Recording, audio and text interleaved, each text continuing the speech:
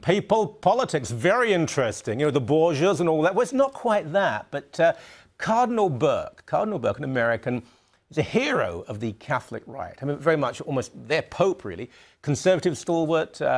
He was the leader of the Conservatives. Well, in a long-assumed move, we knew it was going to happen. Over the weekend, he was relegated from a central position within the Vatican to a purely ceremonial role.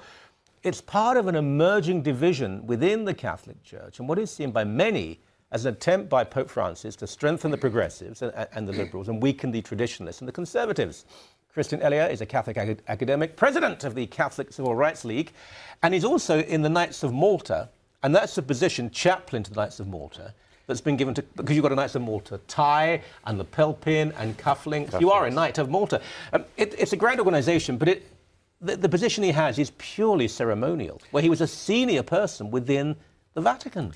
It has been ceremonial in recent years, but I like to look at the opportunity now for the order. We're very excited by it. I know what you're going to say, Christian, but we're very excited about it. I know, but this is a very public, very profound relegation. It would appear to be that way by conventional wisdom. Or any wisdom, really. Well, I will point a few things out, though. He had that post for 6 years, and no one has held it longer than 6 years except for one who held it for 10 years. Let me interrupt you there. That is true, but usually a man of his age, he's got many years to go in a high position, they're moved to another position of similar significance. They're not relegated in such a way. That has been the regular trend. I do agree with you there. I do want to bring out some points, though. If the attempt was to muzzle him in a way, or to just have him not speak out in the media, then this would not have been the best of strategies. Because now, in a sense, he's free. Before, in his role, he was very busy. A lot of paperwork. Let's face it, before the last few months, who knew who he was? Traditional Latin Mass enthusiasts, Americans, and people in the pro-life world who devote a lot of time. He's been very outspoken on life issues. Other than that, no one really knew who he was. It's not a very glamorous role, being head of the Supreme Court. But he wasn't moved to this other position to liberate him. He was moved to that position, surely you would agree, as a public gesture of, we are not happy with what you've been saying. I won't go that far. I think that it's an acknowledgement that they agree to disagree, the Holy Father and Cardinal Burke. It is true, if you analyze everything that Cardinal Burke has said, he's never directly attacked the Pope. Instead, he's commented several times that he would never put himself in a position contrary to that of the Holy Father. Certainly, the Holy Father hasn't made reference to him directly. Yes, I do understand that apparently within the, most evidently rather, in the last synod, they came across on opposite sides. Well, that could continue. Yeah, but look, let's be candid here, because this is it's a Christian context, I would hope.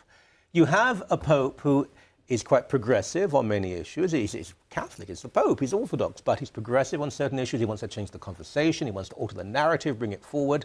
And people who are more conservative-minded are being moved to more to the fringes. Many more conservative, particularly the more historically conservative people in the Catholic Church, are incredibly angry at this. They don't know what to do. They think there's disaster. You know that. I know that, and I acknowledge that. However, there are also other examples, things that I can point out. A lot of people are saying, well, who's going to be next? Is it going to be Cardinal Mueller? Cardinal Mueller is pretty much the head of the CDF, which is directly the Congregation's Doctrine of Faith. Yeah. It's the role, of course, that Cardinal Ratzinger, who became Pope Benedict, had before. Inquisitional. It's the most, yes, historically. Yeah. That's a very important role. And there's been no talk about removing Mueller. In fact, I do recall about 6 years ago when Mueller was given that job by Pope Benedict, the same people were questioning, what's wrong with Pope Benedict? How come he appointed a theologian who had liberal views 30 years ago into that most important position, the position that he once held? I would say that Pope Benedict was more willing to appoint to positions of authority those with whom he disagreed, it seems, than the current Pope. But I do believe there is a division now. I do think the Pope is looking to a future, and the Synod of next year, where more progressive ideas are introduced. And I know, because I do read some of the blogs and so on, that there is, I think for the vast majority of Catholics, they don't know and they don't care. They just do what they do. They try to live the best life they can. But for those who are involved, more liberal-minded people think everything's in their favor, and more conservative-minded people are in despair. Not a bad assessment, Michael. I will say this, though. It does make sense. If we're going to have, well, we are going to have a larger synod next year. Yeah. And I've gone on record saying that in the year after, or in the years after, we might have a Third Vatican Council where issues of faith and morals might be brought up.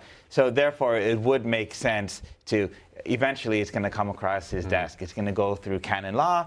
And if he's already shown that he's a certain way on certain issues, and let's just say less open to dialogue, justifiably, many people would say, then obviously one would have to clear the path. If Pope Francis is looking for success in a certain area, one has to, be preemptive and clear the way. So I will give you that. But also, we're talking about something that will happen over a long period of time. Oh, yeah.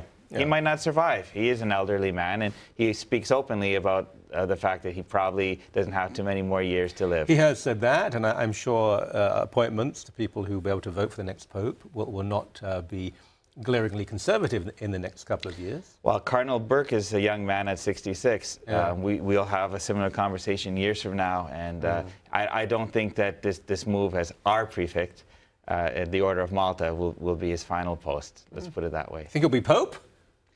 Well, when I came on my first ever appearance with Sun News Network and people were talking about Cardinal Dolan as being papabile, chancellor, I said no. If there's any American who had that chance at the time, I was thinking it was actually Cardinal Burke, because the fact that he is he's American, but he's also Roman. He's been there. Well, the result was very, very, very different. Thank you very much indeed. All the best.